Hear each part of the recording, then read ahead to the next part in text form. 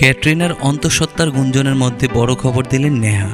বলিউড অভিনেতা বিকি কৌশল ও অভিনেত্রী ক্যাটরিনা কাইফের ঘনিষ্ঠ বন্ধু হিসেবে পরিচিত অভিনেত্রী নেহা ধুপিয়া। এ তারকা দম্পতির বিলাসবহুল বিয়েতেও অতিথিদের মধ্যে ছিলেন নেহা ও তার স্বামী অঙ্গদ বেদি। ক্যাটরিনার অন্তঃসত্ত্বার গুঞ্জন নিয়ে সম্প্রতি আনন্দবাজারের এক সাক্ষাৎকারে অভিনেত্রী নেহাকে প্রশ্ন করা হয়, বিকি বাবা হিসেবে কেমন হবেন? তার উত্তরে নেহা বলেন, আমি জানি চাচু হিসেবে ও খুবই ভালো। মেহের ও গরিক, নেহার 2 সন্তান, ওকে চাচু বলে ডাকে। ক্রিসমাস ও অন্য অনুষ্ঠানে ওদের দেখা হয়। আমরা অনেক ভালো মুহূর্ত কাটিয়েছি। ভিকি প্রায়ই আমাদের সন্তানদের ভিডিও কল করে। নেহা বলেন, ভবিষ্যতে বিকি বাবা হিসেবে কত নম্বর পাবেন এর থেকেই আন্দাজ করা যায়, আর তাই সময়ের উপর বিষয়টি ছেড়ে দিয়েছেন তিনি। বেশ কিছুদিন ধরে ক্যাটরিনা কাইফের অন্তঃসত্ত্বা হওয়ার খবর নিয়ে সামাজিক মাধ্যমে আলোচনা সমালোচনা চলছে।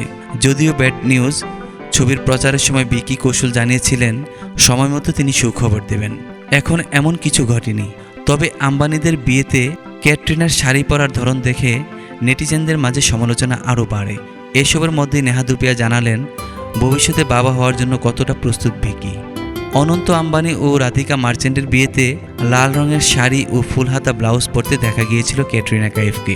ভিকির হাত ধরে বিয়ের আসরে প্রবেশ করেন তিনি, কিন্তু ফটো সাংবাদিকদের সামনে নিজেকে কিছুটা আড়াল করার চেষ্টা করেছিলেন ক্যাটরিনা। নেটিজেনদের দাবি অন্তঃসত্ত্বা অবস্থায় প্রথম পর্যায়ে রয়েছেন ক্যাটরিনা, যদিও এ সমালোচনা মিথ্যা বলে জানিয়েছেন ভিকি। উল্লেখ্য, সম্প্রতি বিকি কৌশল অভিনীত ব্যাড নিউজ মুক্তি পেয়েছে। এই ছবিতে তার ও তৃপ্তি দিমরির রসায়ন চর্চা বেশ আলোচিত ছিল।